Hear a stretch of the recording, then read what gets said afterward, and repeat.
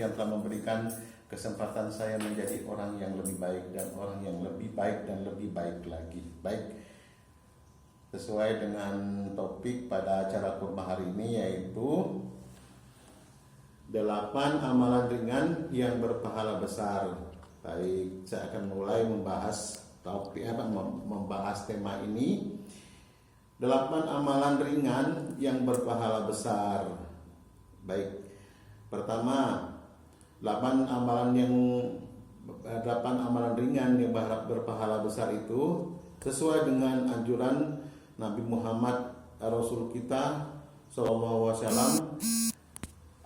Ada poin yang bisa kita amati, yang kita bisa pegang, yaitu bahwa beliau menyebutkan bahwa Rasulullah SAW memberikan informasi atau memberikan ajaran bahwa ada amalan yang sedikit atau ringan kelihatannya, tapi dampak atau khasiat yang kita dapat itu insya Allah pahalanya akan sangat besar di mata Allah Subhanahu wa Ta'ala.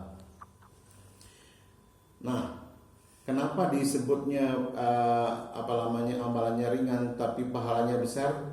Mari kita bahas ya lebih lanjut. Tapi sebelum poin utama yang kita sebutkan, ada syarat yang harus diterima agar amalan tersebut diterima oleh Allah Subhanahu wa Ta'ala. Yang pertama yaitu ikhlas. Yang kedua adalah mengikuti tuntunan Nabi Muhammad Sallallahu Alaihi Wasallam yang biasa disebut ittiba. Sebenarnya dua syarat ini gampang susah, dan paling gampang diucapkan tapi paling susah kalau di dalam prakteknya.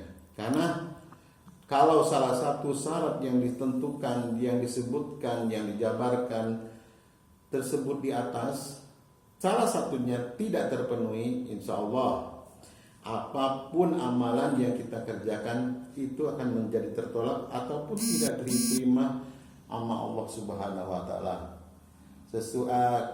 Berikut ini akan kami buktikan dari Allah Subhanahu wa Ta'ala perkataan tersebut atau sunnah atau dalil Al-Quran yang menyebutkan bahwa syarat tersebut harus dipenuhi. Yang pertama adalah dalil Al-Quran sebagaimana disebutkan, yaitu surat Al-Kahfi ayat 110, yang intinya adalah barang siapa berharap perjumpaan dengan Tuhannya, maka hendaklah ia mengerjakan amal yang soleh, dan janganlah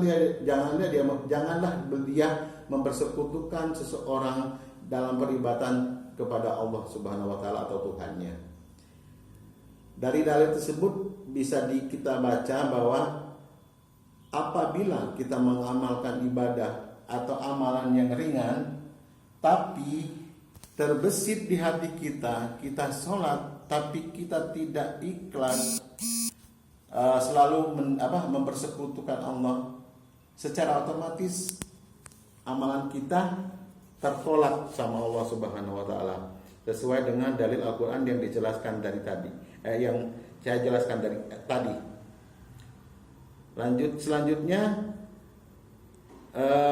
di dalam dalil hadis juga dijelaskan bahwa amalan yang ringan akan tetapi pahalanya besar, yang harus memenuhi dua syarat tersebut di dalam dalil hadis juga disebutkan, yaitu dalam riwayat Bukhari Muslim, yang artinya barang siapa melakukan suatu amalan yang bukan ajaran kami, maka amalan tersebut akan tertolak.